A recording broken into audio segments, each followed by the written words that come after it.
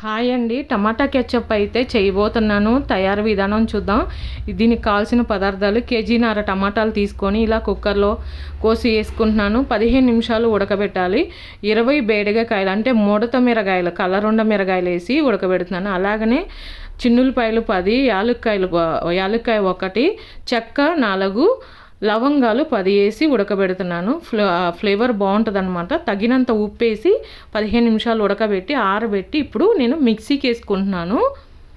మిక్సీకి వేసినాక వడకట్టేస్తున్నాను. అలాగనే వడకట్టినాక ఫుల్ ఆ వేస్ట్ తీసేసి మనము ఆ టమాటా కెచప్ మొత్తం ఫుల్ మళ్ళీ ఉడకబెట్టుకోవాలి.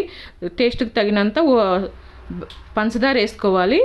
ఉడికిపోయింది. ఇప్పుడు మన ఇంట్లో చేసుకున్న దానికి బయట తెచ్చుకున్న దానికి డిఫరెన్స్ చూడండి అసలు ఎంత ఇదిగా ఉందో.